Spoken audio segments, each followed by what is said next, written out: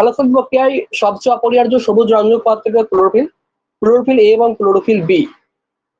তোমরা যারা যারা অলরেডি মক টেস্ট দিয়েছো, সব থেকে পরীক্ষায় প্রশ্ন আসার সম্ভাবনা রয়েছে মক 3 আর মক 6, এই দুটো কোশ্চেন হচ্ছে পরীক্ষা আসার মতো।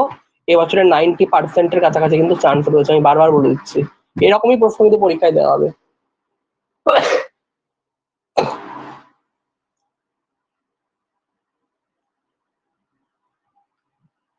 ঠিক আছে, ক্লোরোফিল এবং ক্লোরোফিল বি এটি উদ্ভিদের, কেউ এই মুহূর্তে সব থেকে তোমরা বেশি প্যানিক করে ফেলো, চিন্তা করে ফেলো। শুধু এটা তোমার ক্ষেত্রে নয়, আমার ক্ষেত্রেও হয়, সবার ক্ষেত্রেই হয়। তো আমি একটা কথাই বলবো, এই মুহূর্তে যতটা পারো কম চিন্তা করো। নর্মাল ডে ভাবো যে আজকে পরীক্ষার কোনো রুটিন মতো না হয়নি, কিন্তু আমাকে প্রচুর পড়তে হবে। এবার এইটা করতে গিয়ে দেখবে এই মুহূর্তে সবার মাথার উপর একটা প্রচুর পরিমাণে ভার আসছে, যে প্রচন্ড মাথা ব্যথা থেকে শুরু করে প্রচন্ড চোখে ব্যথা, কি পড়বো, এত বড় সিলেবাস সব ভুলে গেছি, 4,500 এমসিকিউটা কোনখানটা কি করব, সব তো গুলিয়ে যাচ্ছে, এরকম মনে হতে পারে। ঠিক আছে, কিন্তু এত চিন্তা কেউ করবে না। ঠিক আছে, এত চিন্তা করার কোনো প্রয়োজন নেই। এরকমই প্রশ্ন পরীক্ষায় দেওয়া হবে। তো আমি ওই জন্য মক টেস্টে তোমাদেরকে জোর দিয়েছিলাম, ঠিক যেমন প্রশ্ন পরীক্ষায় আমরা দিচ্ছি ঠিক সেরকম প্রশ্নই পরীক্ষায় দেওয়া হবে। ওখানে ভালো নাম্বার তুলতে পারলে তোমরা এখানেও ভালো পারবে। এই যে যেমন ধরো এই প্রশ্নটা, এরকম একটা দুটো প্রশ্ন থাকবে, তোমরা এই ধরনের প্রশ্ন পারবে। চলো আমি আরো প্রশ্ন তোমাদেরকে দেখাচ্ছি। এবার ধরো তোমাদেরকে কোনো কোনো ভাবে প্রশ্ন চেঞ্জ করতে পারে, বললো যে ক্লোরোফিল এ ক্লোরোফিল বি এগুলো থেকে প্রশ্ন আসবে না। আচ্ছা, বলতে পারে যে ক্লোরোফিল কোথায় থাকে, ক্লোরোপ্লাস্টের গ্রানা অংশে থাকে। কোথায়? গ্রানা অংশে থাকে। ঠিক আছে, ক্লোরোফিলের প্রধান কাজ হলো কি, সূর্যালোকে ফোটন কণাটাকে শোষণ করে সক্রিয় হওয়া এবং জলের আলোক বিশ্লেষণ বা ফটোলাইসিস করতে সাহায্য করে। তাহলে ক্লোরোফিলের দুটো কাজ, একটা হচ্ছে ফোটন কণা শোষণ করে সক্রিয় হওয়া এবং জলের আলোক বিশ্লেষণ করে ফটোলাইসিস করতে সাহায্য করা। তাহলে যদি বলে যে ক্লোরোফিলের সহায়ক রঞ্জক কি, ক্লোরোফিলের সহায়ক রঞ্জক হচ্ছে ক্যারোটিন আর জ্যান্থোফিল। তা সেখান থেকে তাহলে 3টে প্রশ্ন বেরিয়ে এলো। একটা হচ্ছে ক্যারোটিন জ্যান্থোফিল সহায়ক রঞ্জক হিসেবে কাজ করছে, দ্বিতীয়ত ফোটন কণা শোষণ করা ক্লোরোফিলের কাজ, আর ক্লোরোফিল থাকে কোথায়? ক্লোরোপ্লাস্টের গ্রানাতে। ব্যাস, তাহলে নিশ্চয়ই তোমরা পরীক্ষার জন্য একদম অ্যাপ্রোপ্রিয়েটলি প্রিপেয়ার হতে পারবে, এই 3টে টপিককে জেনে রাখতে পারবে, তাই না? আচ্ছা,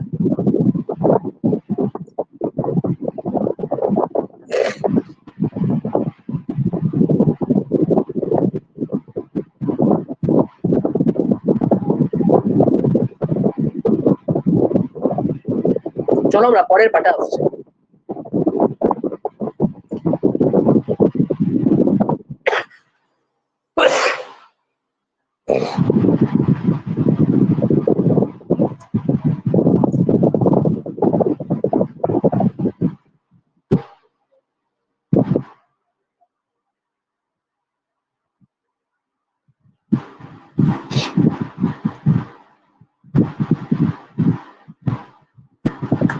নেক্সট প্রশ্ন,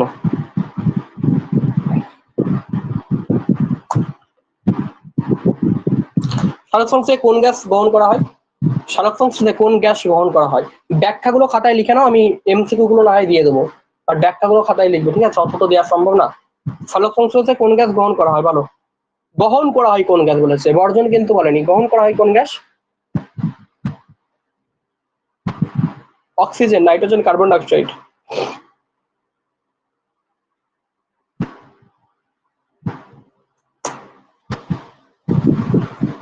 কার্বন ডাইঅক্সাইড গ্যাসকে কিন্তু সালোক সংশ্লেষে গ্রহণ করা হয়, তাই তো?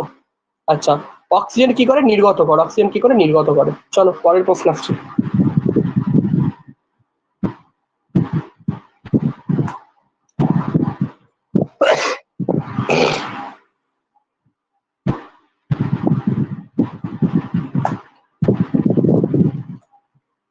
সালোক সংশ্লেষে সূর্যালোকের কোন অংশ সবচেয়ে বেশি কার্যকর? সবুজ, নীল, লাল, হলুদ, কালো, কি হবে?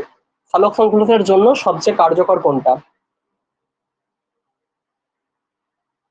সবুজ, নীল, লাল, হলুদ, কালো। অ্যান্সার কি হবে? তাড়াতাড়ি বলো।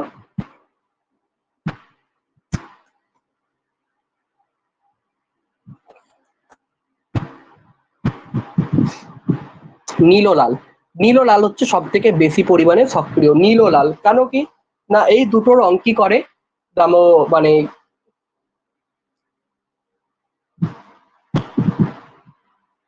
দেখো ক্লোরোফিল রয়েছে, ক্লোরোফিলের রঞ্জক এই দুটো রঙকে ভালো করে শোষণ করতে পারে। ক্লোরোফিল এই নীল ও লালকে ভালো করে শোষণ করতে পারে। ঠিক আছে, চলো পরের প্রশ্ন আসছি।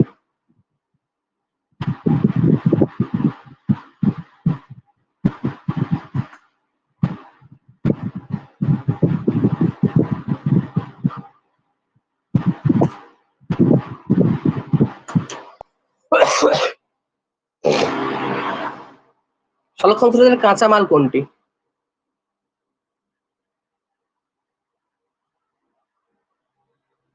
কি বলো, কাঁচামাল কোনটি হবে? জল ও কার্বন ডাইঅক্সাইড, অক্সিজেন ও জল, প্রোটিন ও জল, কার্বন ডাইঅক্সাইড অক্সিজেন, তার কি হবে?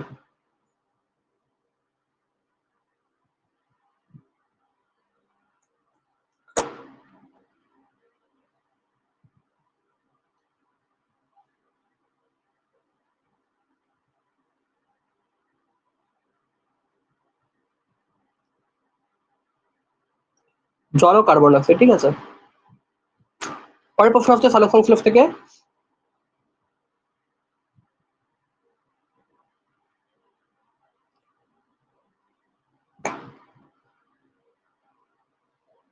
উদ্ভিদের কোন অংশ দিয়ে কার্বন ডাইঅক্সাইড প্রবেশ করে? মূলরোম, রন্ধ্র, জাইলেম নাকি ফ্লোয়েম? অ্যান্সার কি হবে?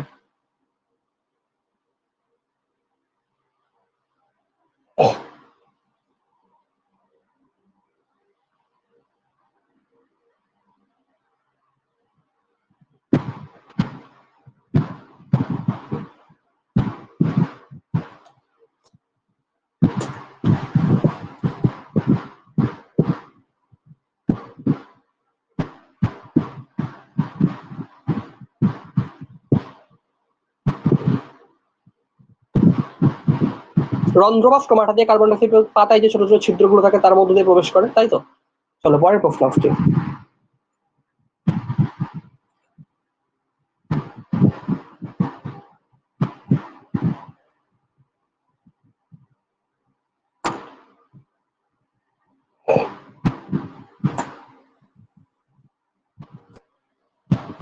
সালোক সংশ্লেষে আলোক শক্তি কোন শক্তি রূপান্তরিত হয়? বলো, আলোক শক্তি কোন শক্তি রূপান্তরিত হয়?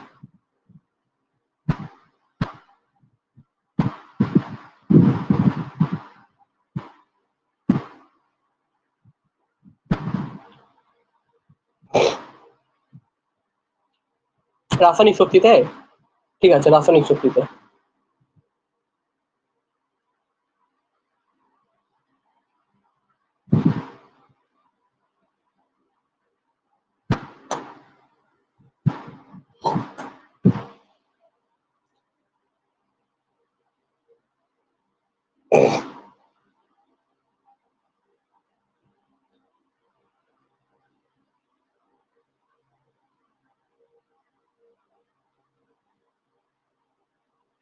কি হবে এটা?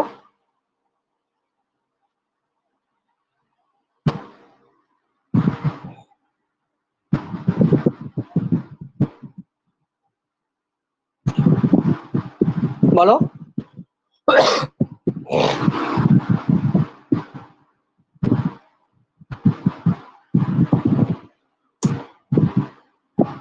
গ্লুকোজ, গ্লুকোজ হচ্ছে রাইট অ্যান্সার। এবার গ্লুকোজ হচ্ছে রাইট অ্যান্সার। সালোক সংশ্লেষের প্রধান উৎপন্ন খাদ্য হচ্ছে কি? গ্লুকোজ, তাই তো? গুড, গ্লুকোজ হচ্ছে রাইট অ্যান্সার।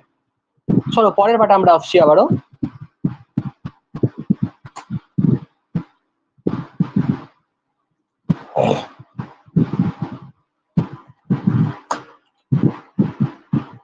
সালোক সংশ্লেষ না হলে কি হতো? খাদ্য উৎপাদন বন্ধ হতো, অক্সিজেন কমে যেত, জীবজগৎ বিপন্ন হতো, সবগুলো সঠিক। কি হবে?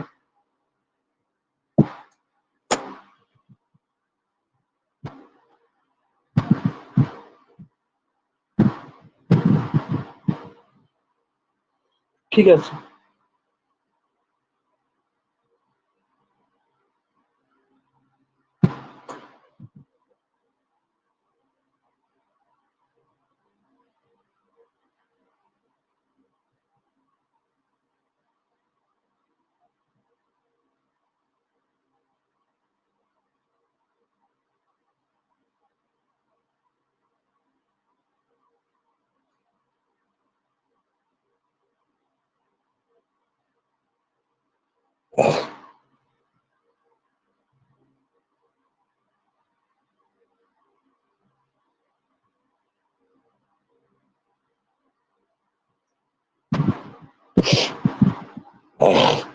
আচ্ছা, পরেরটাতে আসছে।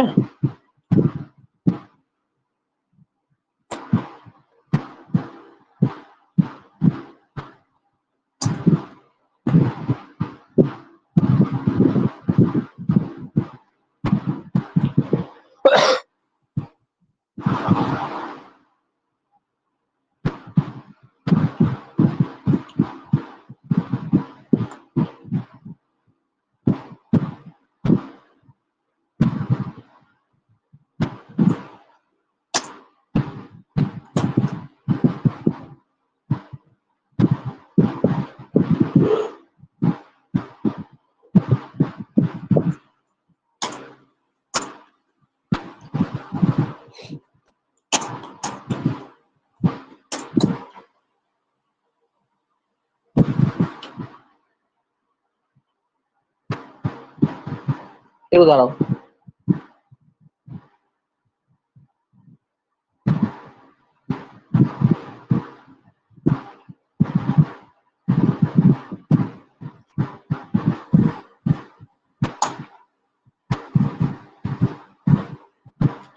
উদ্ভিদের খাদ্য তৈরির প্রধান স্থান কোনটি?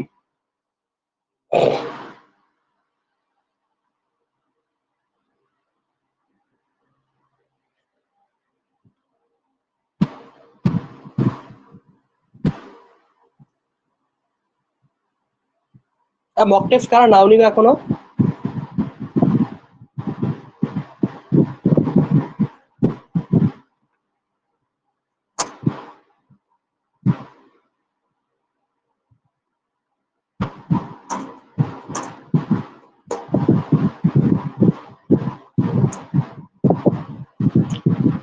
নিতে বাকি আছো তোমরা?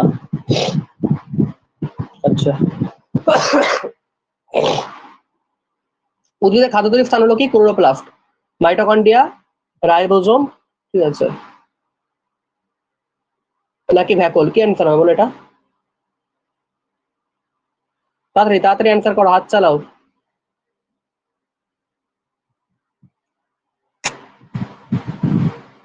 ক্লোরোপ্লাস্ট। কি হবে? ক্লোরোপ্লাস্ট হচ্ছে রাইট অ্যান্সার, ঠিক আছে, ক্লোরোপ্লাস্ট হচ্ছে রাইট অ্যান্সার। বুঝতে পারলে? চলো পরের প্রশ্ন আসছি।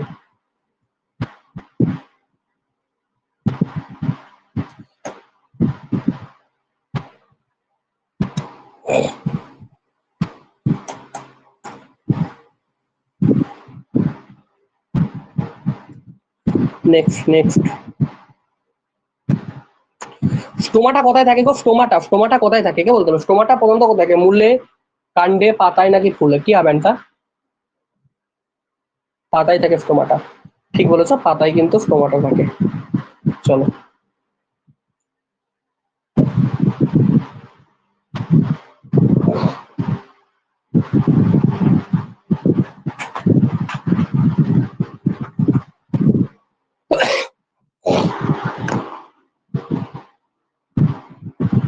এবার তো শরীর খারাপ না হলে দেখতে এগুলো সব এতক্ষণ আরো কততে রিভাইজ হয়ে যেত, কিন্তু এবার তো সেই মাঝখানে 5 দিন 6 দিন ক্লাস বন্ধ হয়ে গেল না, তার জন্য এত টাইমটা লেগেও গেল আরো।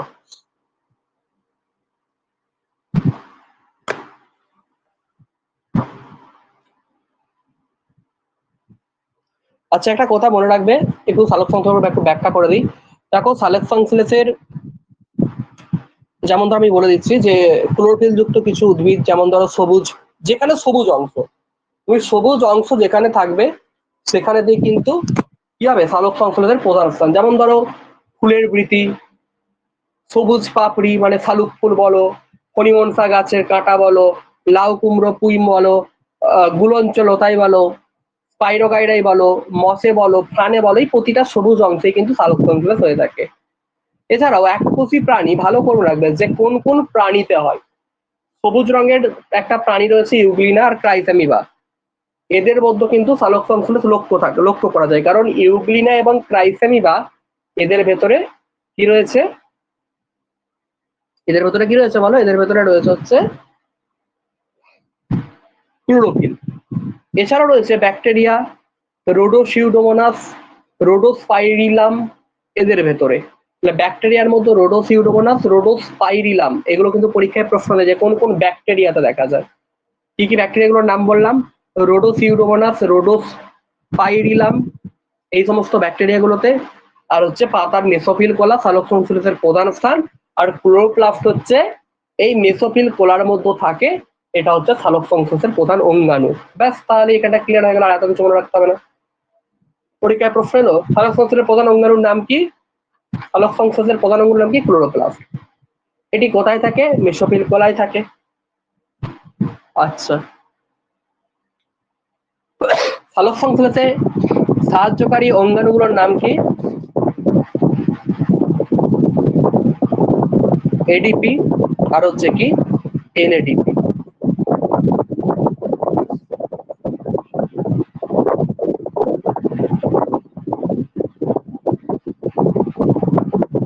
স্ক্রিনে কিছু দেখাবে না কেন? স্ক্রিনে তো সবই দেখাচ্ছে, সবাই দেখতে পাচ্ছে। এনএডিপি প্লাস, তোমার ফোনের প্রবলেম আছে তাহলে।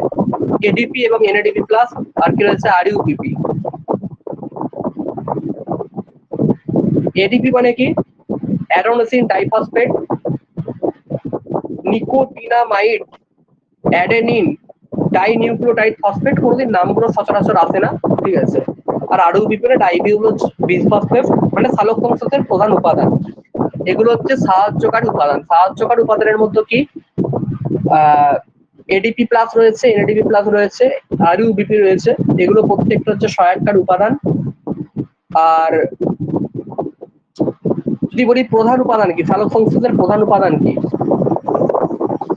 আগেরটা বলতে কোনটা রিপিট করবো? পাতার মেসোফিল কোলা সালোক সংশ্লেষের প্রধান স্থান, আর ক্লোরোপ্লাস্ট হচ্ছে প্রধান অঙ্গাণু।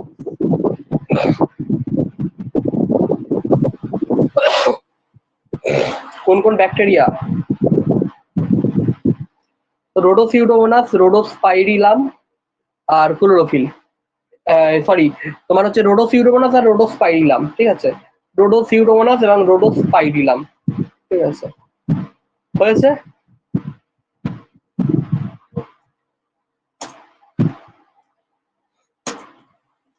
হয়েছে, আচ্ছা।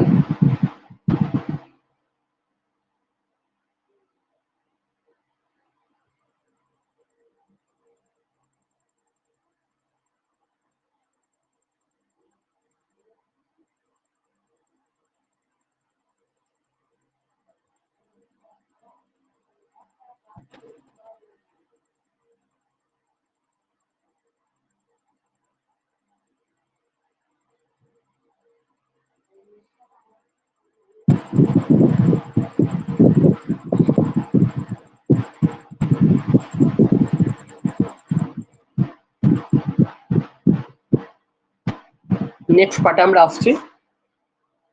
প্রধান উপাদানের মধ্যে হচ্ছে জল, কার্বন ডাইঅক্সাইড, ক্লোরোফিল, সূর্যালোক, এগুলো ক্যারোটিনয়েড, এগুলো, ঠিক আছে। প্রধান উপাদান এগুলো কিন্তু। আর সহায়ক উপাদানগুলোর নাম বলে দিলাম। কাঁচামাল কি সালোক সংশ্লেষের? কাঁচামাল কি? জল। জল হচ্ছে সালোক সংশ্লেষের প্রধান কাঁচামাল। সালোক সংশ্লেষের সময় জলটা ভেঙে কি হয় বলো? হাইড্রোজেন আয়ন এবং হাইড্রক্সিল আয়ন উৎপন্ন হয়। H+ আয়ন তৈরি করে, আর হচ্ছে OH- আয়ন তৈরি করে। এটা মনে রাখবে, H+ আয়ন আর OH- আয়ন কিন্তু তৈরি করে। সেগুলো মোটামুটি করবে সালোক সংশ্লেষ থেকে। আচ্ছা, শোষণ বর্ণালী, কার্যবর্ণালী, এই ব্যাপার দুটো আমরা জেনে নিই, ঠিক আছে। চলো, শোষণ বর্ণালী কি আর কার্যবর্ণালী কি?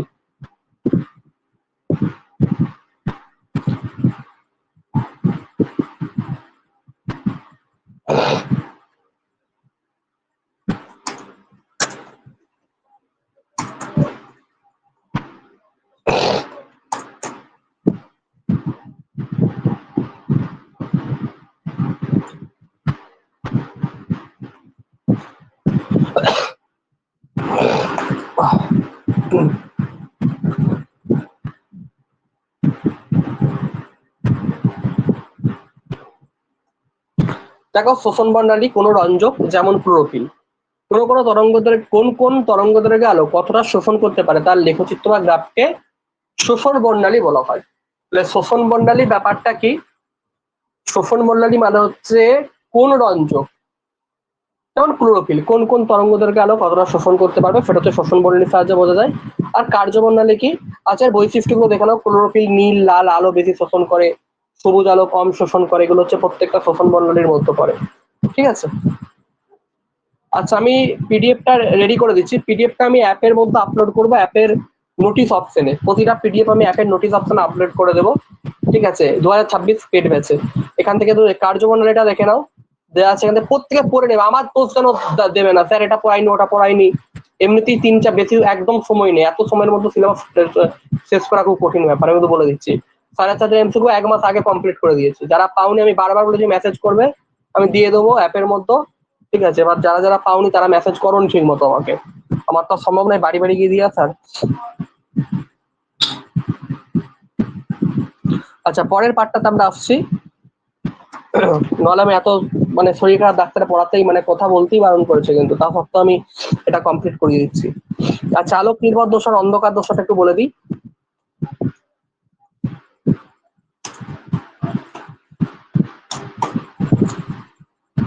আলো নির্ভর দশা, ঠিক আছে। আলোক নির্ভর দশাটা কোথায় ঘটে, কি ঘটে না ঘটে?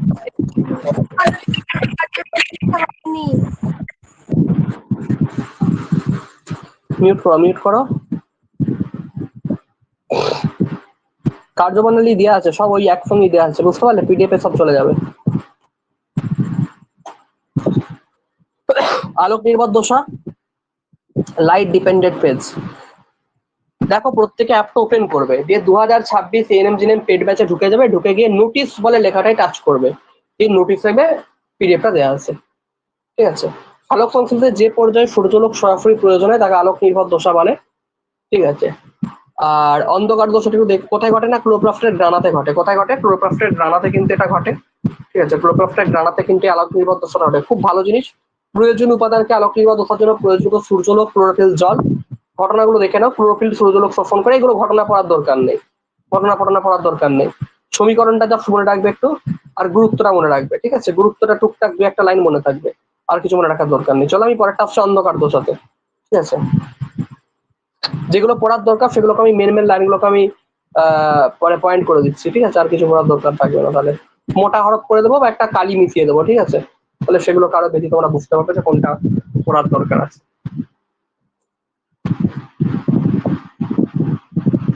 তার হচ্ছে কি অন্ধকার দশাতে আসছি।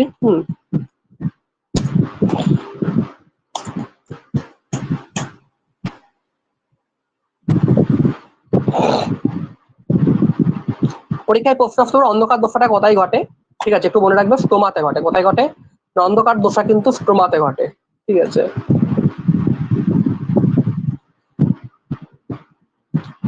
আচ্ছা, কার্বন ডাইঅক্সাইডের স্থিতিকরণ, এর সমস্ত পর্যায়ে এগুলো কোথায় ঘটে না মনে রাখবে। এগুলো কিন্তু এই অন্ধকার দশাটা কোনো কিছু বাদ দেওয়া যাবে না, প্রায় সবগুলোই লাল কালি দাগ মারা থাকছে। যেগুলো মেন পয়েন্ট, সেগুলো বেশি বেশি পড়বে, লাল কালিতে দাগ দিয়ে দিচ্ছি। ঠিক আছে? আচ্ছা চলো পরের পাটা আমরা আসছি আবার।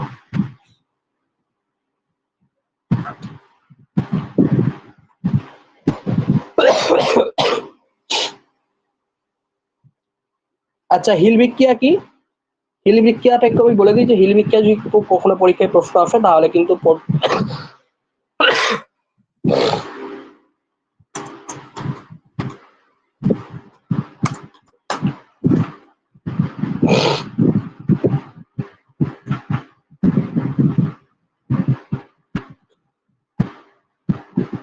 এই জিনিসটা তোমরা বই থেকে ভালো করে বুঝতে পারছিলে না, আমি এখানে শর্টে বুঝিয়ে দিচ্ছি যে হিল বিক্রিয়া জিনিসটা ঠিক কি।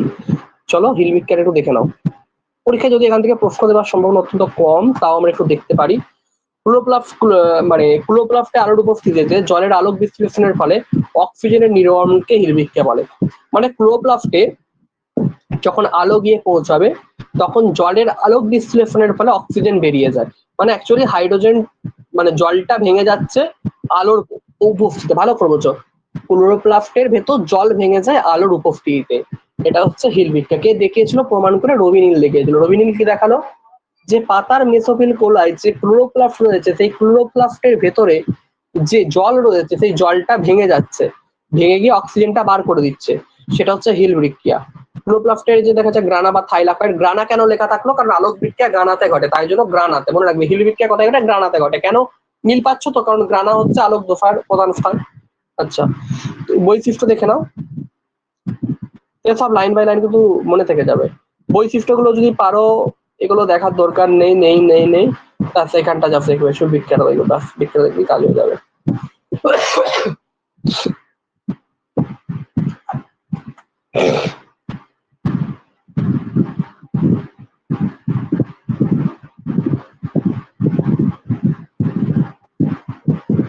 চলো পরের পার্টটা আসছি আমি।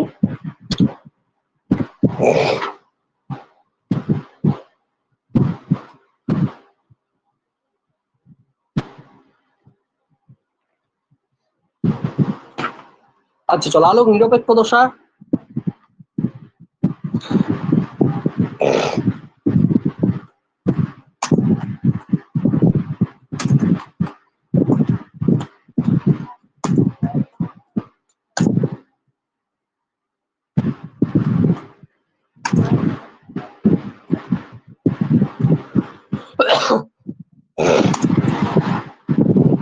অঙ্গারাত্মীকরণ, পিজিএ বিজারণ।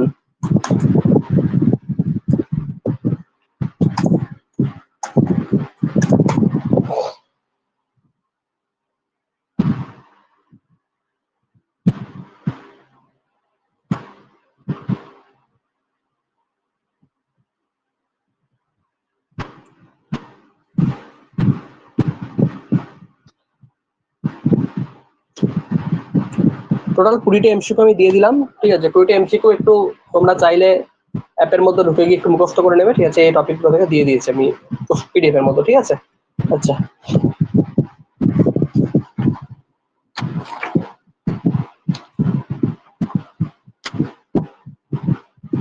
আচ্ছা, একটা কথা বলে রাখবে যে কেলভিন চক্রটা অ্যাকচুয়ালি কি, কেলভিন চক্র সম্পর্কে যদি কোনো প্রকার এমসিকিউ আছে সেটা আমরা দেখবো, যদি কোনোভাবে দিয়ে দেয় আর কি কেলভিন চক্র থেকে এমসিকিউ, তো সেটা আমরা দেখে নেবো। হ্যাঁ,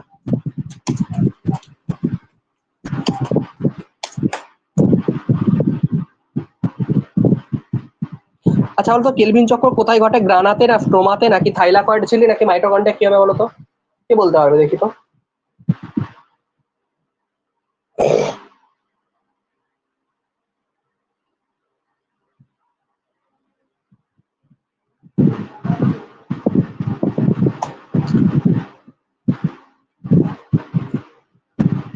প্রথম বলো কেলভিন চক্রের আবিষ্কারকটা কে, এটা আমাদেরকে ফার্স্ট মনে রাখতে হবে যে কেলভিন চক্রের আবিষ্কারকটা কে।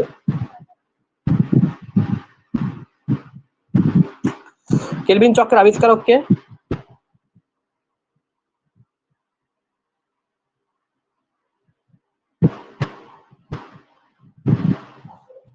কি হবে বলো?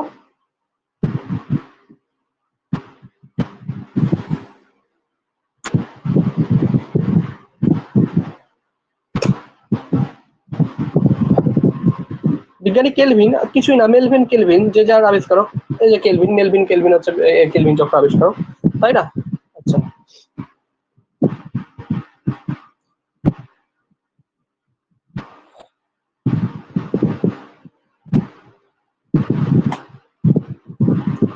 আচ্ছা, কেলভিন চক্রের প্রধান কাজটা কি গো, জানো যে কেলভিন চক্রের প্রধান কাজটা কি রয়েছে?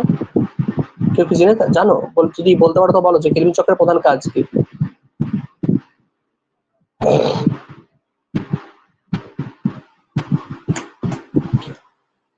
বলো।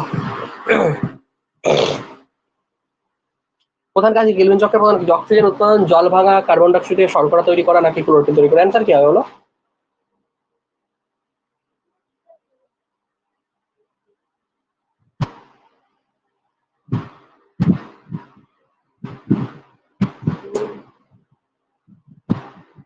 কার্বন ডাইঅক্সাইড থেকে শর্করা তৈরি করা, তাহলে CO2 থেকে শর্করা তৈরি করা হচ্ছে কেলভিন চক্রের প্রধান কাজ, তাই না?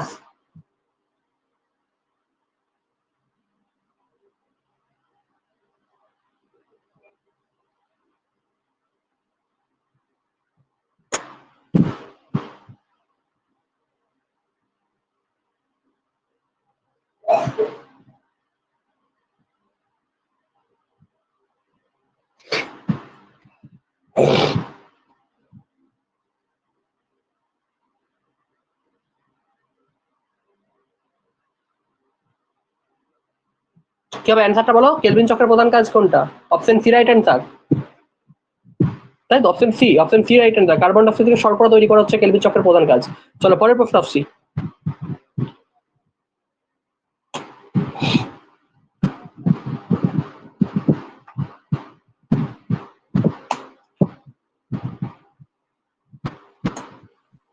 কেলভিন চক্রে কার্বন গ্রহণকারী যৌগ কোনটি?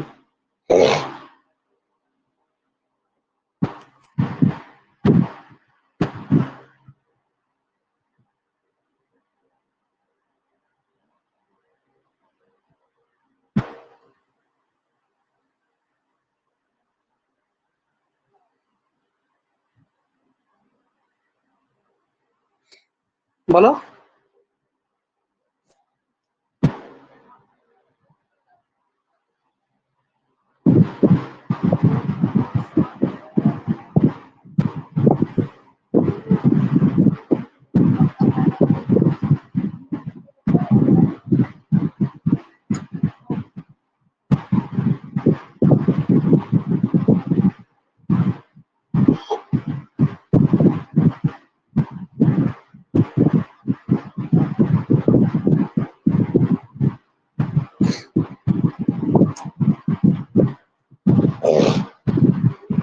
আচ্ছা, পরের পার্টে আমরা আসছি।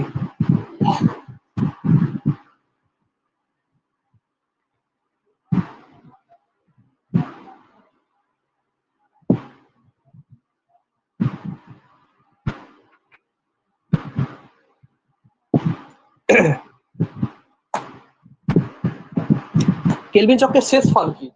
গ্লুকোজ, অক্সিজেন, জল, নাইট্রোজেন।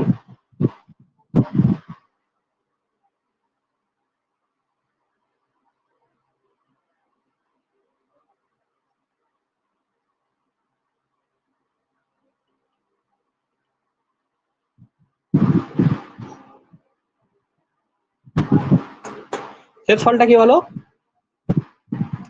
গ্লুকোজ। কেলভিন চক্রের শেষ ফল কিন্তু গ্লুকোজ। ভালো করবে, গ্লুকোজ হচ্ছে একদম শেষ ধাপে তৈরি হয়, ঠিক আছে?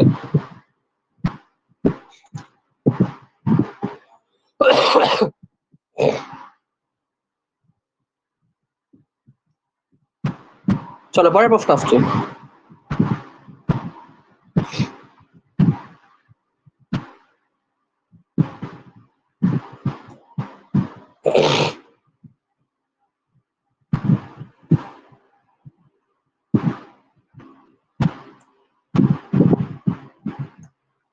কেলভিন চক্র কোন দশার অন্তর্গত?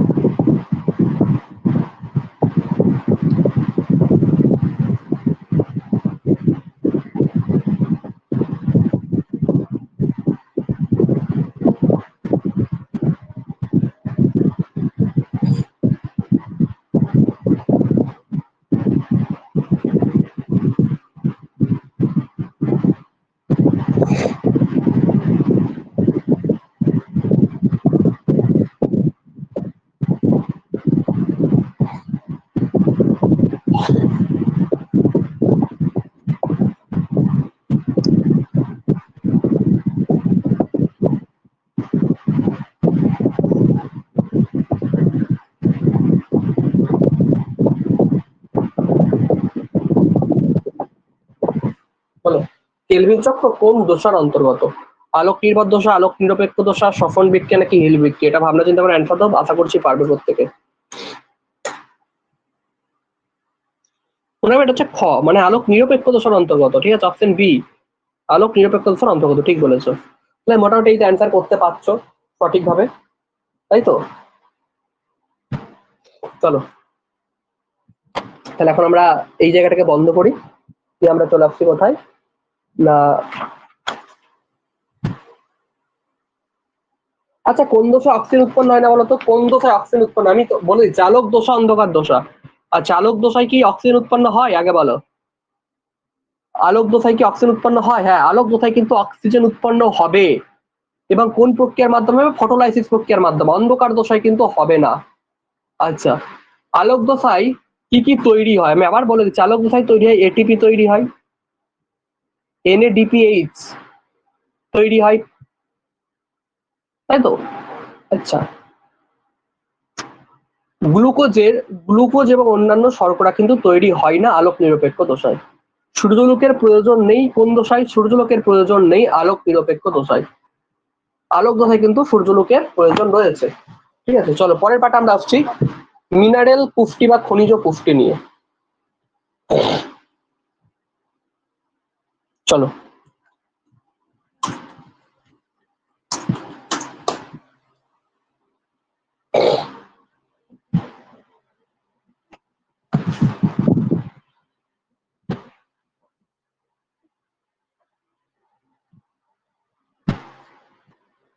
আচ্ছা চলো খনিজ পুষ্টি একটু আমরা আলোচনা করি। যে খনিজ পুষ্টির ব্যাপারটা কি, এবার মাইক্রো রয়েছে, ম্যাক্রো রয়েছে, বিভিন্ন প্রকার পার্ট কিন্তু এখানে রয়েছে। তোমাদেরকে যেগুলো যেগুলো মনে রাখতে হবে এখান থেকে।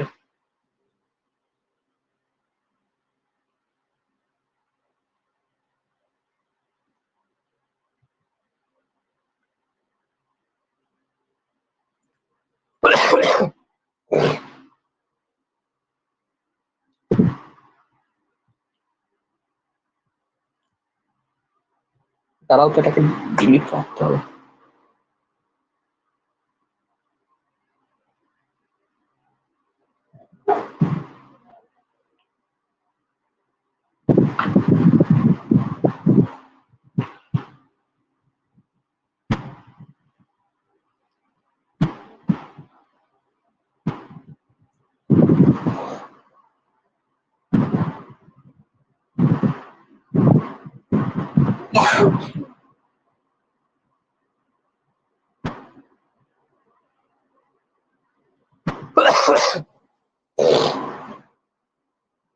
খনিজ পুষ্টি হলো এমন একটি প্রক্রিয়া যার মাধ্যমে উদ্ভিদ এবং অন্যান্য জীবেরা তাদের বৃদ্ধি, পরিবর্ধন এবং বিভিন্ন শারীরবৃত্তীয় কাজকর্ম সচল রাখার জন্য মাটি, জল বা পরিবেশ থেকে প্রয়োজনীয় অজৈব রাসায়নিক উপাদান বা খনিজ লবণ শোষণ করতে পারে।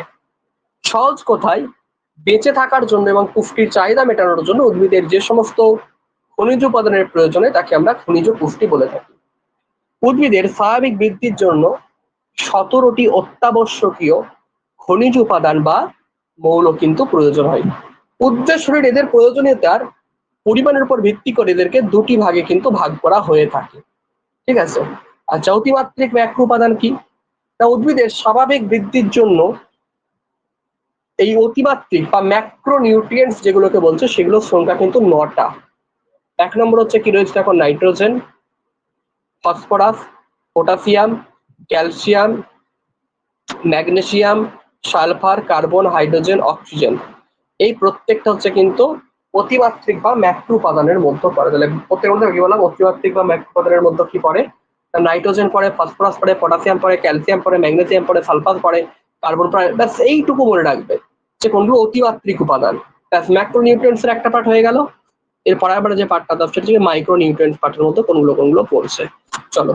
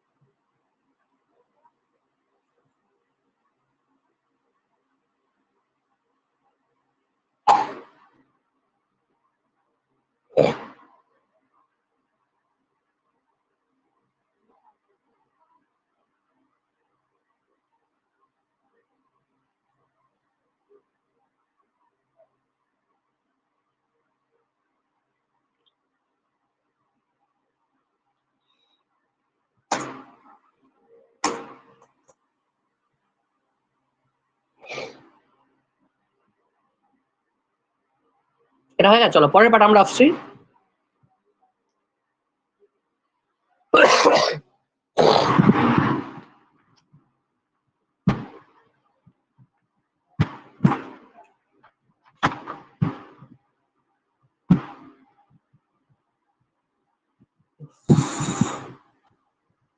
স্বল্পমাত্রিক উপাদান কোনগুলো? ঠিক আছে, চলো স্বল্পমাত্রিক উপাদানগুলো একটু দেখে নেবো। যে উদ্ভিদের সুস্থ থাকার জন্য বা উদ্ভিদকে ভালো রাখার জন্য এই স্বল্পমাত্রিক উপাদানগুলো কিন্তু প্রচুর পরিমাণে কাজে লাগে, যাদের সংখ্যা মোট 8টি। যার মধ্যে রয়েছে লোহা বা আয়রন, ম্যাঙ্গানিজ, তামা বা কপার, দোস্তা বা জিঙ্ক, মলিবেডিনাম, ক্লোরিন এবং নিকেল। খনিজ পুষ্টির গুরুত্ব কোথায়? না, নাইট্রোজেন, ফসফরাস ও সালফার প্রোটোপ্লাজমের প্রধান উপাদান। এনজাইম বা উৎসেচক সক্রিয়করণে ম্যাগনেসিয়াম, জিঙ্ক, ম্যাঙ্গানিজ ইত্যাদি মৌল উদ্ভিদের শরীরের বিভিন্ন রাসায়নিক বিক্রিয়া ও সবকিছু এখানে দেখতেই পাচ্ছ, পরপর পরপর লেখা আছে। ঠিক আছে, আমি এই নোটটা এখানেতে তুলে ধরছি। ঠিক আছে, একবার দেখে নেবে এখানটা। হয়েছে ক্লিয়ার?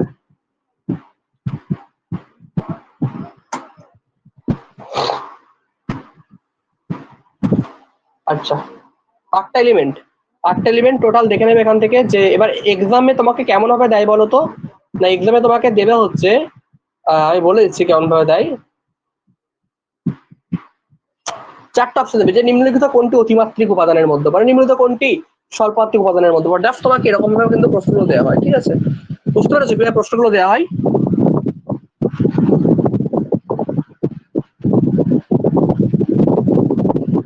আচ্ছা, ঠিক আছে।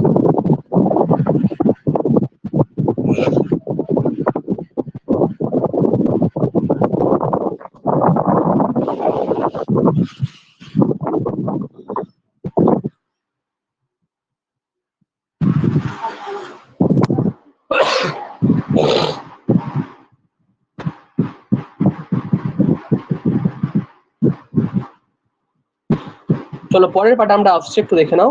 পরের পার্ট একদম খুব সুন্দরভাবে টপিকগুলোকে মনে রাখার চেষ্টা করবে।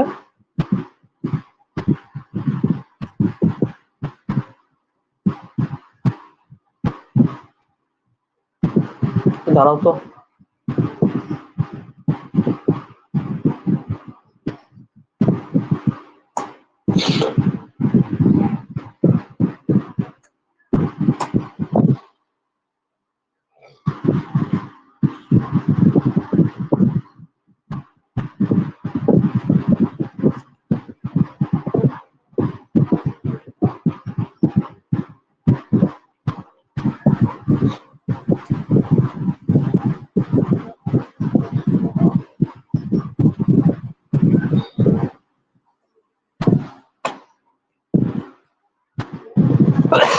ভালো করে শোনো। ক্লাস 9-এর সেকেন্ড চ্যাপ্টার খুব ভালোভাবে পড়ানো হয়েছিল, কোনো কিছু বাদ দেওয়া হয়নি। রেকর্ডিং গুলো দেখেছিল নিশ্চয়ই, বা খাতায় নোট বানানো আছে। যারা রেগুলার ক্লাস করছে, যারা রেগুলার করে না তাদের কথা ছেড়ে দাও। আর যারা রেগুলার ক্লাস করছো আশা করছি খাতায় সবকিছু লেখা থাকা উচিত, কারণ ওগুলো দিয়ে দেওয়া হয়েছিল সবকিছু। অনেকদিন আগে কমপ্লিট হয়ে গেছে সেকেন্ড চ্যাপ্টারটা, নোটও দিয়ে দেওয়া হয়েছিল। ওগুলো যেন ঠিকঠাক ভাবে থাকে, তাহলেই হবে।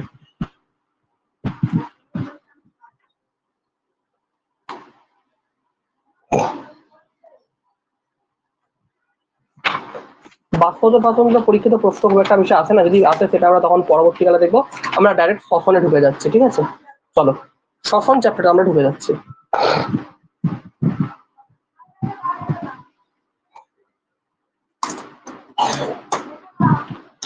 আচ্ছা, যদি পরীক্ষায় প্রশ্ন আছে যে শ্বসন একটি কিরকম প্রক্রিয়া, না শ্বসন হচ্ছে এমন একটি প্রক্রিয়া যেই প্রক্রিয়ায় কি হয় না, সৌরশক্তি খাদ্যের মধ্যে স্থৈতিক শক্তিরূপে আবদ্ধ হয়। কি বললাম? সৌরশক্তি খাদ্যের মধ্যে স্থৈতিক শক্তিরূপে আবদ্ধ হয়। এটা হচ্ছে শ্বসনের প্রধান গুরুত্ব। মনে রাখবে প্রত্যেকের। কি বললাম মনে থাকবে? যে সৌরশক্তি কি হয়, স্থৈতিক শক্তিরূপে আবদ্ধ হয়। সৌরশক্তি স্থৈতিক শক্তিরূপে আবদ্ধ হয়, ঠিক আছে? প্রশ্ন দেখা যাচ্ছে, একটু দেখে নাও চেক করে। প্রশ্নগুলো বোঝা যাচ্ছে কিনা জাস্ট একটু দেখো। প্রশ্নগুলো বোঝা গেলেই জাস্ট হবে এখন আপাতত। বোঝা যাচ্ছে? দেখো তো একবার চেক করে। শ্বসন কি? কোন অপশনে ঠিক হবে বলো?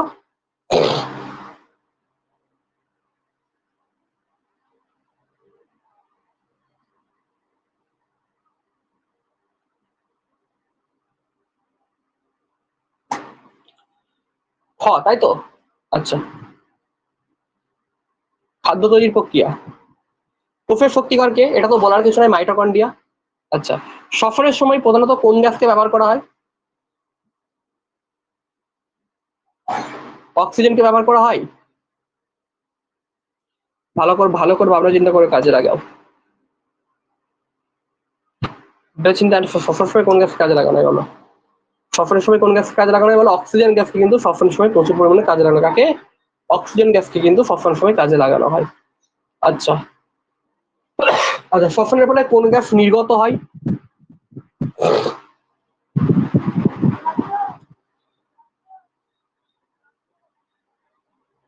কোন গ্যাস নির্গত শ্বসনের ফলে?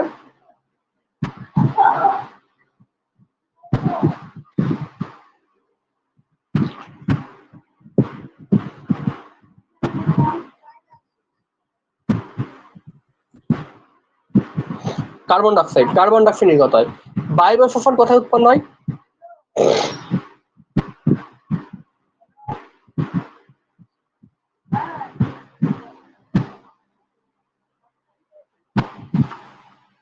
বায়বীয় শ্বসন কোথায় উৎপন্ন হয়, কোথায় সম্পন্ন হয়?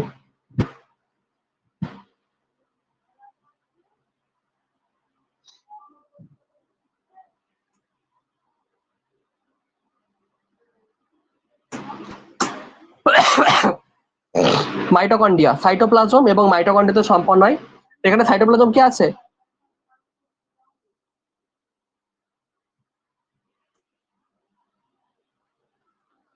নেই, সাইটোপ্লাজম নেই, তাহলে মাইটোকন্ড্রিয়া হচ্ছে রাইট অ্যান্সার। একটু ব্যাখ্যা করে বুঝে নিতে পারো যে কেন বললাম। দেখো, সবাত বা বায়বীয় শ্বসনের প্রথম নাম হচ্ছে গ্লাইকোলাইসিস। প্রকৃতি প্রশ্ন আছে যে সবাত শ্বসনের প্রথম ধাপের নাম কি? গ্লাইকোলাইসিস, যেটি সাইটোপ্লাজমে ঘটে। তবে দ্বিতীয় গুরুত্বপূর্ণ ধাপগুলোর নাম কি? ক্রেবস চক্র, ইলেকট্রন ট্রান্সপোর্ট সিস্টেম, যেটা মাইটোকন্ড্রিয়ায় সম্পন্ন হয়। এই জন্য মাইটোকন্ড্রিয়াকে কোষের শক্তিকর বলা হয়। ব্যাপারটা ভালো করে পরিষ্কার করে ক্লিয়ার করানো যে মাইটোকন্ড্রিয়াকে কেন কোষের শক্তিকর বলা হয়। না, সবাত শোষণ, ভালো করে বোঝো, সবাত বা বায়বীয় শোষণ। সবাত শোষণের অপর নাম কি? বায়বীয় শোষণ। কোথায় সম্পন্ন হয়? গ্লাইকোলাইসিস প্রক্রিয়াটা সাইটোপ্লাজমে সম্পন্ন হয়। দ্বিতীয় ধাপগুলো যেগুলো রয়েছে, যেমন ক্রেবস চক্র, ইলেকট্রন ট্রান্সপোর্ট সিস্টেম মাইটোকন্ড্রিয়াতে সম্পন্ন হয়। ঠিক আছে, এই জন্য কোষের শক্তিকর বলা হয় মাইটোকন্ড্রিয়াকে। আর যখনই ক্রেবস চক্রের পরে ইলেকট্রন ট্রান্সপোর্ট সিস্টেম ঘটবে, ঠিক তখনই এটিপি তৈরি হবে। আর এটিপি তৈরি হওয়া মানেই কোষের শক্তিকর মাইটোকন্ড্রিয়া। বুঝতে পারলে? ক্লিয়ার হয়েছে? আচ্ছা আচ্ছা, অবায়বীয় শোষণ অক্সিজেনের প্রয়োজন হয় নাকি হয় না? অবায়বীয় শোষণে অক্সিজেনের প্রয়োজন হয়?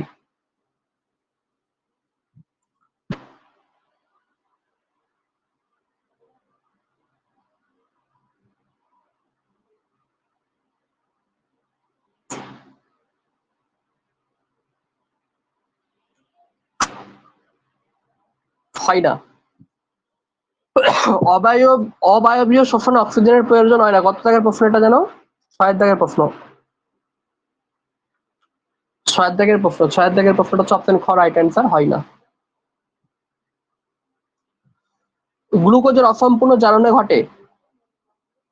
গ্লুকোজের অসম্পূর্ণ জারণ ঘটে কোথায়? বায়বীয় শোষণে, অবায়বীয় শোষণে, কি কোথায়?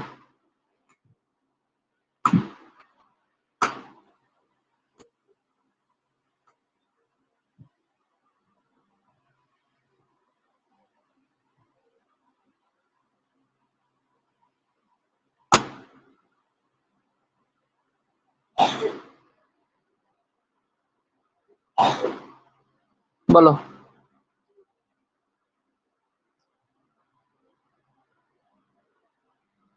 B right answer, option B. ঠিক আছে, অবায়বীয় শোষণে গ্লুকোজের অসম্পূর্ণ জারণ। শ্বসন বিকল শক্তি, শোষণের সময় শক্তি কি রূপে সঞ্চিত থাকে? এটিপি রূপে, তাই তো? কি রূপে? এটিপি রূপে সঞ্চিত থাকে। আচ্ছা, শ্বসনের প্রথম ধাপ কোনটি? শ্বসনের প্রথম ধাপ কোনটি? কেলভিন চক্র, গ্লাইকোলাইসিস, ক্রেবস চক্র, নাকি ইলেকট্রন পরিবহন? গ্লাইকোলাইসিস। কি? গ্লাইকোলাইসিস। কি হবে? গ্লাইকোলাইসিস হচ্ছে রাইট অ্যান্সার। কি হবে? গ্লাইকোলাইসিস হচ্ছে রাইট অ্যান্সার। ঠিক আছে, চলো পরের প্রশ্ন আমরা আসছি। লাবণী মন্ডল আছে, লাবণী মন্ডল।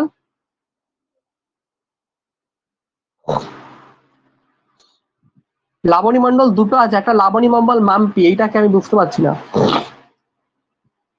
লাবণী মন্ডল মাম্পি বলতে এ কি পেট ব্যাচ, তুমি কি আমাদের ব্যাচের নাকি 4.5 এমসিকিউ ব্যাচের?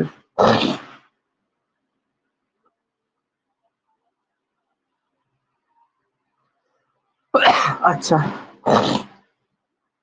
গ্লাইকোলাইসিস কোথায় ঘটে? মাইটোকন্ড্রিয়া, নিউক্লিয়াস, সাইটোপ্লাজম, নাকি রাইবোজোম? আচ্ছা, মাম্পি আমাকে মেসেজ করে নেবে, ঠিক আছে, ক্লাস শেষে।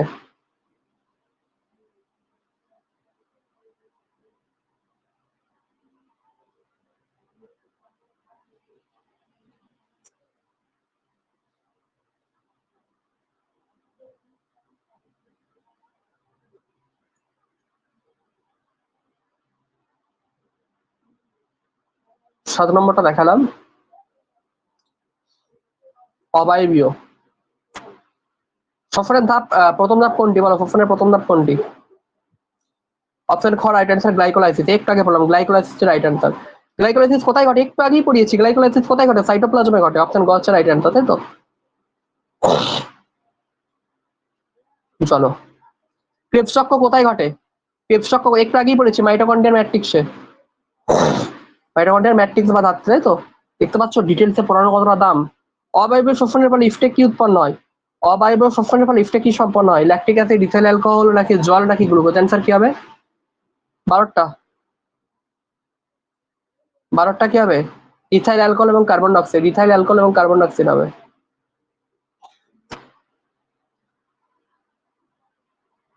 বুঝতে পারলে? এটা ভুল বলছে অ্যান্সারটা অনেকে।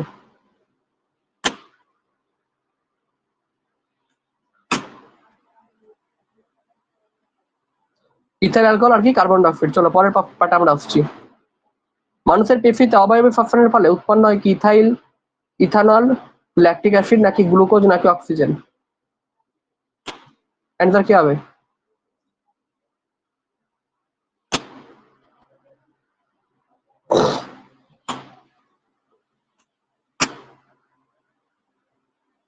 Lactic acid. আমরা বারবার পড়েছি ল্যাকটিক অ্যাসিড, তাই তো?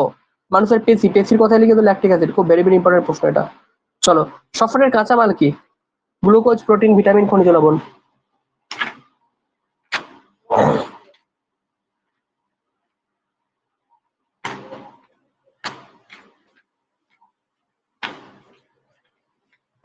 বলো কি হবে, বলো বলো তাড়াতাড়ি বলো।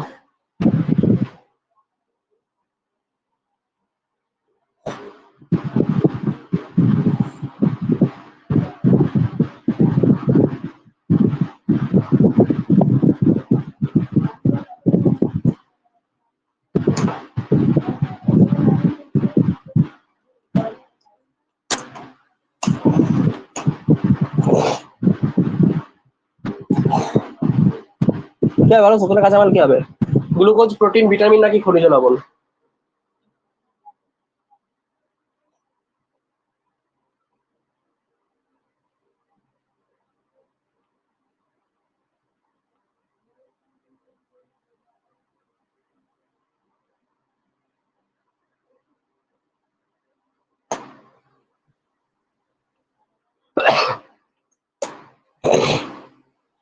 গ্লুকোজ, গ্লুকোজ হচ্ছে শ্বসনের কাঁচামাল, বারবার বলে গ্লুকোজ হচ্ছে শ্বসনের কাঁচামাল। হ্যাঁ, আচ্ছা, এটিপির পূর্ণরূপ কি? এটিপির পুরোরূপ বলো বলো বলো বলো বলো। অ্যাডেনোসিন টাইফসফেট, তাই তো? অ্যাডেনোসিন টাইফসফেট।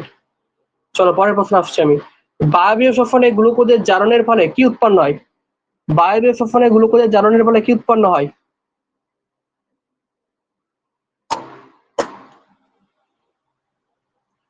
অপশন গ রাইট অ্যান্সার, অপশন গ কার্বন ডাইঅক্সাইড এবং জল, তাই তো?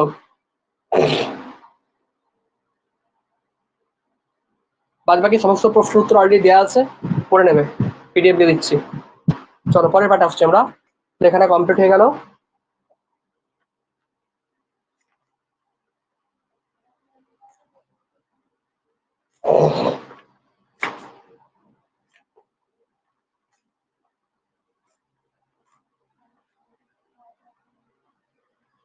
এরপর তোমরা মেন চাপ থেকে বেঁচে গেলে, ঠিক আছে? অনেকটা চাপ মুক্ত হলে, কারণ এই প্রশ্নগুলো পরীক্ষায় তোমরা বই থেকে খুঁজে খুঁজে করতে পারতে না, বুঝতে পারছো? এগুলো তো ওই জন্য করিয়ে দিলাম। আর বাদ বাকি 4.5 এমসিকিউ তো হৃৎপিণ্ড সবই দেওয়া আছে, যারা পড়বে আর তোমাদের চিন্তা অনেকটা কমে গেল, মেন টপিক গুলো শেষ হয়ে গেল, ঠিক আছে? এই চ্যাপ্টারটা খুব চাপের ছিল, সব থেকে চাপের ছিল এই চ্যাপ্টারটা, বেঁচে গেলে। এরপর ক্লাস 10 ফিজিক্যাল সায়েন্সটা কমপ্লিট করলে তোমরা বেঁচে যাবে, ঠিক আছে?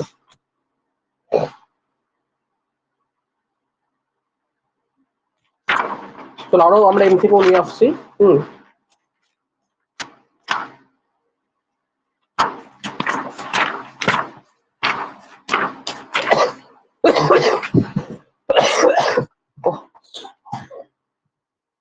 কোন সময় ঠান্ডা ফান্ডা লেগে।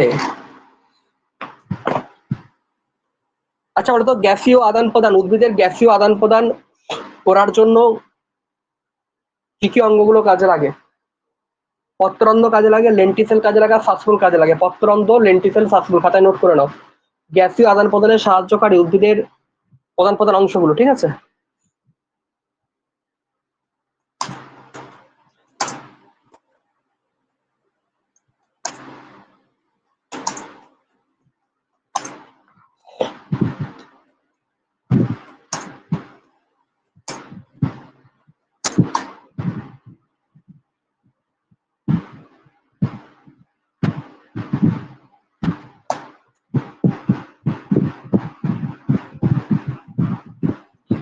লিখে দিচ্ছি।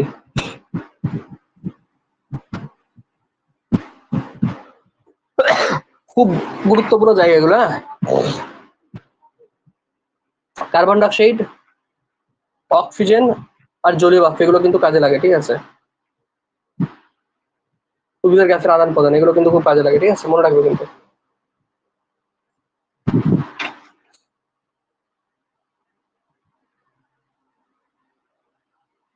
পরের পাঠে আসছে, মনে থাকবে এগুলো।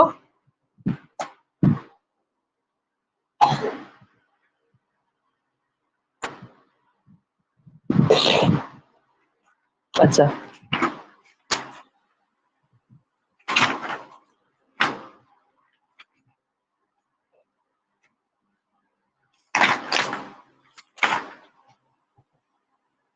আচ্ছা, লবণাম্ব উদ্ভিদে শ্বাসকার্য চালানোর জন্য কি কাজে লাগে?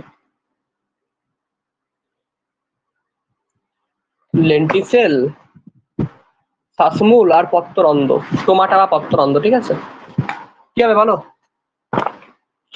লবণাম্ব উদ্ভিদের শ্বাসকার্য চালানোর জন্য কি লাগে? নিউমেটাফোর বা শ্বাসমূল। ত্বকের সাহায্য শ্বাসকার্য চালায় কারা? প্রশ্নগুলো আর আমি করাবো না। ত্বকের সাহায্য শ্বাসকার্য চালায়, খাতায় লেখো। ত্বক ত্বক ত্বক লিখে লিখে দাও। ত্বকের স্বাস্থ্য একদম এমন ভাবে লিখবে আর যেন তোমার তুমি ছাড়া কেউ বুঝতে না পারে, ব্যাস। আর কিছু যেন খাতা যেন কাউকে পছন্দ না দিয়ে যায়। ত্বকের সাহায্য শ্বাসকার্যকে চালায়, লেখো কেঁচো জগ। আমরা এখন এইচএস পরীক্ষা দিতাম না, ঠিক আছে, কেঁচো জগ ব্যাগ। আমরা এখন এইচএস পরীক্ষা দিতাম, তখন স্যারেরা কি করতো বলো তো? স্যারেরা হচ্ছে তোমাদের বলতো যে খাতাটা এমন ভাবে রাখবে, আমার যদি খাতা হাতে লাগে কেউ পরে উদ্ধার করতে পারবে না, ঠিক আছে। যে স্যার বলতো যে খাতাটা এমন ভাবে যেন নিজে ছাড়া কেউ পড়তে না পারে। মানে যখন ফিজিক্যাল সায়েন্স আর ফিজিক্সে যখন আমরা পড়তাম, টোটাল যে আমার পেজ ছিল, টোটাল হচ্ছে তোমার 5টা খাতা শেষ হয়েছিল, প্লাস 5টা খাতা, এক একটা খাতা সাইজ ছিল 3 থেকে 4 দিকটা করে, মোটা মোটা দড়ি দিয়ে বাঁধতাম খাতাগুলোকে, ঠিক আছে। শুধু একটা খাতা নিয়ে যেতাম, এত ভারী একটা খাতা, ঠিক আছে। মোটামুটি তোমার 5 দিকটা, মানে বুঝতেই পারছো কতগুলো পেজ, সেখানে একটা মোটা খাতার ব্যাপার, ঠিক আছে। একটা মোটা খাতা করে 5 দিকটা খাতা, এরকম মোটামুটি আমার 5 থেকে 6 দিকটা খাতা ফুরিয়ে গেছে। এত পাতা লিখতে হয়েছিল, হিসাব করে দেখো যে আমাকে কত পাতা লিখতে হয়েছিল ক্লাস 11-12 এর ফিজিক্স এক একটা সাবজেক্টের জন্য। টোটাল যখন আমি হিসাব করলাম ফিজিক্স আমার টোটাল দেখলাম 15 দিকটা খাতা ফুরিয়েছে সব মিলিয়ে 2 বছরে। 15 দিকটা খাতা মানে বুঝতে পারছো, শুধু ফিজিক্সের জন্য ফুরিয়েছিল। বাদ বাকি আরো খাতা রয়েছে, ম্যাথ রয়েছে, ইংলিশ রয়েছে, সব সাবজেক্ট নিয়ে, ঠিক আছে।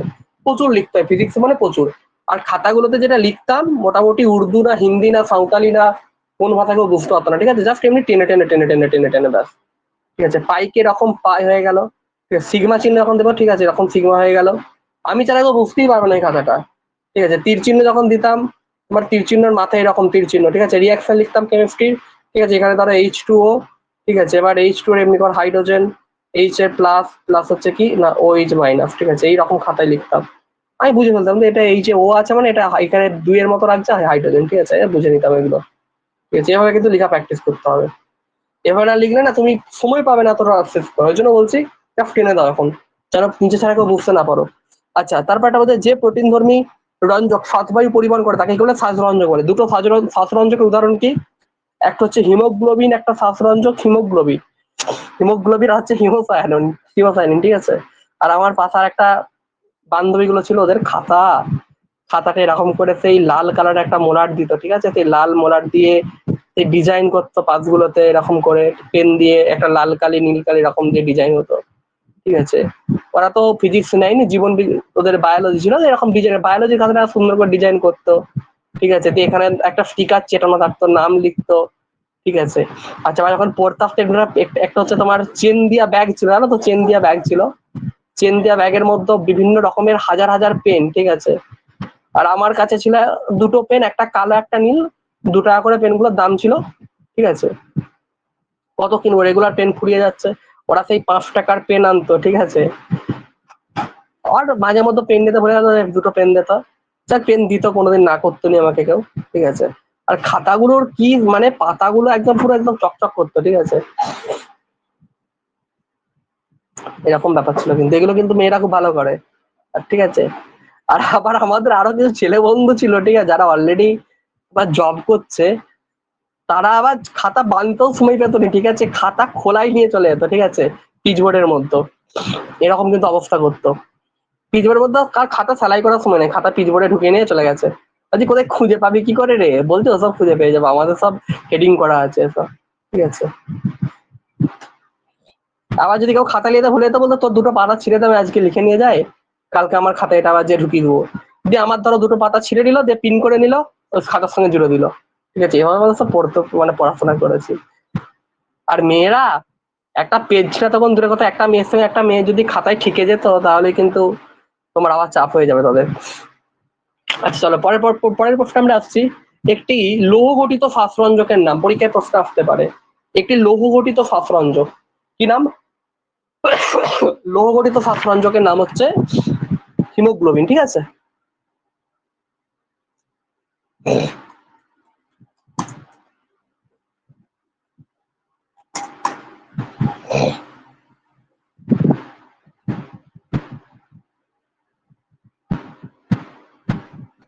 আচ্ছা, কেন লৌহ গঠিত শ্বাসরঞ্জক কেন বলে? দেখো, আমরা জানি হিমোগ্লোবিনের মধ্যে কি থাকে, লোহা থাকে। আর তার মধ্যে আবার অক্সিজেন থাকে, অক্সিজেন আমাদের কাজে লাগে, তাই জন্য লো গঠিত সাহায্য চিহ্ন হলো, ভালো করে বুঝে নাও। আর এটা অক্সিজেন পরিমাণ সাহায্য করে, আর কোথায় তত দেখে আমরা বুঝতে পারবে না, ঠিক আছে। লো গঠিত সাধারণজক হয়ে গেছে, তাকে এখানটা বলে দিয়েছে হিমোগ্লোবিন। কেন হিমোগ্লোবিন? কারণ হিমোগ্লোবিন রক্তে লোহিত রক্তকণিকায় থাকে, আর মনে রাখবে এটি অক্সিজেন পরিমাণেও সাহায্য করে, তাই জন্য হচ্ছে একে বলা হয় লৌহ গঠিত শ্বাসরঞ্জক। শ্বাসরঞ্জক মানে কি? অক্সিজেন একটা গ্যাস যেটা আমাদের শ্বাসে সাহায্য করে, তাহলে লৌহ গঠিত শ্বাসরঞ্জক হিমোগ্লোবিন এই কারণেই, কারণ রক্তে লোহিত কণিকায় এটা থাকে, ঠিক আছে। চলো চলো পরের পাঠ আসছে। এখন হচ্ছে সেই ইয়ে হয়ে যাবে, আমার জিভ কিন্তু লক লক করবে একদম, ঠিক আছে।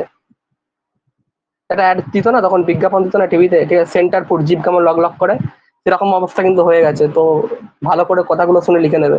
চলো পরের পাঠে আমি আসছি। আচ্ছা, শীতঘুমের সাহায্য কোনো ব্যাংক কিসের সাহায্য শ্বাসকার্য চালায়? শীতঘুমের সাহায্য কোনো ব্যাংক ত্বকের সাহায্য, যে কোনো ব্যাংকই ত্বকের সাহায্য শ্বাসকার্য চালায়, ঠিক আছে। চলো পরের পাঠ আসছি। বলছে আরশোলা আর পতঙ্গ এদের সাবসিডদের নাম কি? আরশোলা আর পতঙ্গ সাবসিডদের নাম কি?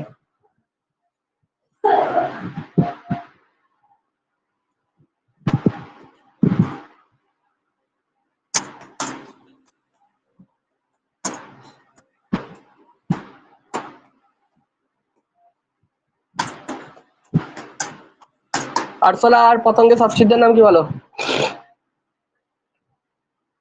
কে বলতে পারবে? ট্রাকিয়া বা শ্বাসছিদ্র, ট্রাকিয়া, ট্রাকিয়া ও শ্বাসছিদ্র। আরশোলা দের ট্রাকিয়া থাকে, কি থাকে? আরশোলাদের ট্রাকিয়া। আমি একবার লিখে দিচ্ছি, তাও জিনিসটুকু বুঝে নাও, আরশোলাদের কিন্তু ট্রাকিয়া থাকে, ঠিক আছে।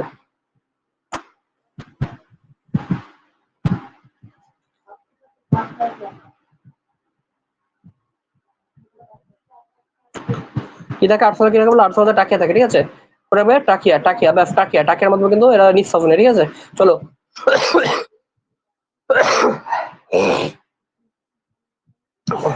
ঠান্ডাটা এত লেগেছে আমারে।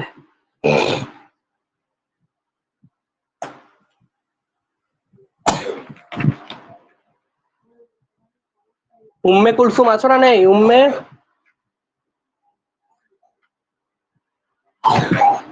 আছো? ঘুম ধরেনি? চলো পরের পাঠ আসছি আমি। শ্বাসরঞ্জকবিহীন রক্ত কি করে? হিমোলিম ব্যাপারটাকে একটু জেনে নাও। হিমোলিম পরীক্ষায় আসতে পারে যে হিমোলিম ব্যাপারটা কি। চলো হিমোলিম নিয়ে বলে যে হিমোলিম কি। এগুলো সব তো মানে 3.5 এম থেকে একবার দিয়েছি না, তোমরা পড়েওছো অলরেডি। হিমোলিম ফিমোলিম গুলো সব দেওয়া আছে, আমার মনে হয় দেওয়া আছে।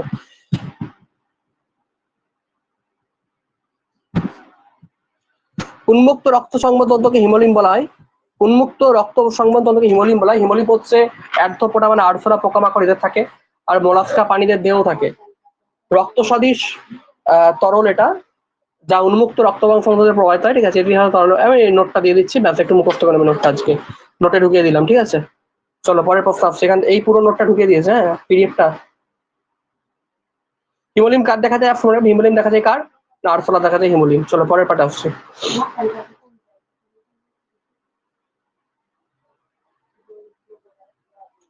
চলো আচ্ছা, বুকগিল কাদের দেখা যায়? মাছের, মাছের মাছের মাছের শাসঙ্গের নাম কি? এটা পরীক্ষা দিই। মাছের শাসঙ্গ কি? ফুলকা বা বুকগিল, তাই তো? মাছের শাসঙ্গ ফুলকা। আচ্ছা, ফুসফুসের আবরণীর নাম কি? প্লুরা। ফুসফুসের আবরণীর নাম কি? প্লুরা, মনে থাকবে। ফুসফুসের কোন অংশে গ্যাসের বিনিময় ঘটে? অ্যালভিওলাই। ফুসফুসের কোন অংশে গ্যাসের বিনিময় ঘটে? অ্যালভিওলাই, এগুলো মনে রাখবে, ঠিক আছে। আচ্ছা, মানুষের ডান ফুসফুসের কটি খণ্ড? ডান ফুসফুসে কটা খণ্ড? 3টি। মস্তিষ্কের যে অংশে শ্বাসকেন্দ্র থাকে, মস্তিষ্কের শ্বাসঙ্গ কোনটা? সুষুম্না শীর্ষক, তাই তো? সুষুম্না শীর্ষক বা অবলম্বকাটা, ঠিক আছে। আচ্ছা, পূর্ণবয়স্ক মানুষের দেহে প্রবাহের পরিমাণ কত?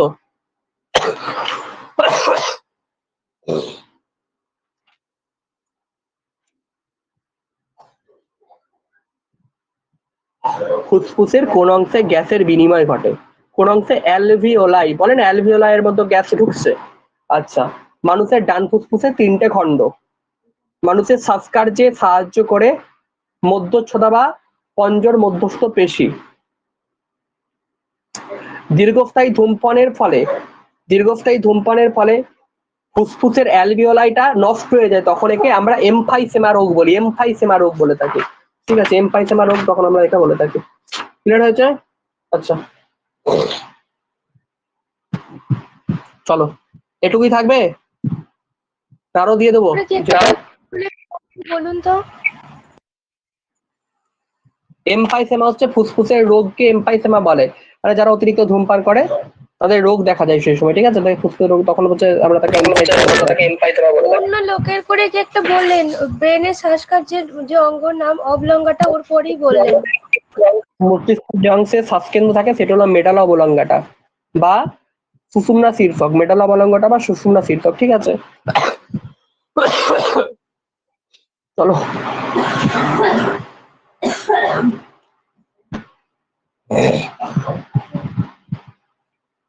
স্যার মেডুলা অবলঙ্গাটার পরেই একটা কি কোশ্চেন বললেন? রেকর্ডিংটা একটু দেখে নেব, আমি রেকর্ডিংটা দিয়ে দেবো। স্যার আপনি অন্য লোকের বলে বেরিয়ে চলে গেলেন, আর কিছু বললেন না। আমি বললাম দীর্ঘস্থায়ী ধূমপানের ফলে, আচ্ছা একটা পূর্ণবয়স্ক লোকের প্রবাহী বায়ুর পরিমাণ 500 ml, মানে তার ফুসফুসে 500 ml বায়ু ঢুকতে পারে, বেরোতে পারে, ঠিক আছে, এটাই বললাম।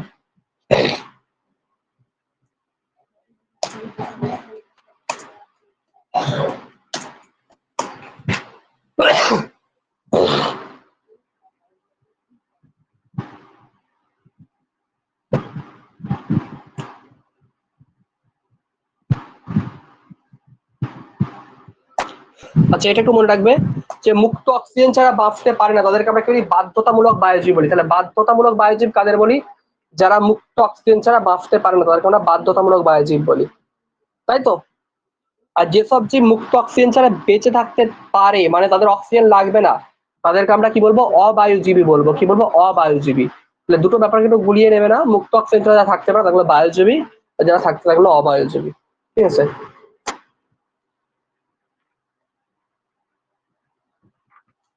চলো পরের পাঠ আসছে।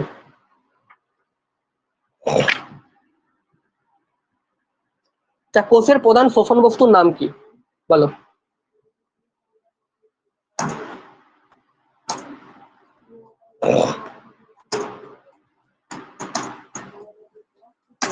কোষের প্রধান শোষণ বস্তুর নাম কি? বলো।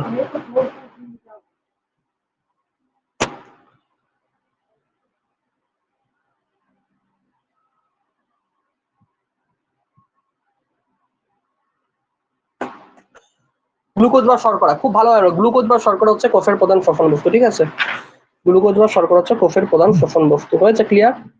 আচ্ছা ঠিক আছে। আচ্ছা শোনো, আমি তাহলে খাওয়া দাওয়াটা করে নিই, মোটামুটি যদি জেগে থাকো আবার তোমাদের রাতে আবার একটা ক্লাস হবে, ঠিক আছে নাকি? আর পিডিএফটা আমি এখনই আপলোড করেছি, তোমরা পড়তে থাকো। মোটামুটি শ্বসনটা সারা গেছে, মানে এটা সব থেকে বড় চাপ ছিল। এখান থেকে যে কি প্রশ্ন আসবে এগুলো নিয়েই তোমার সব থেকে চাপ ছিল।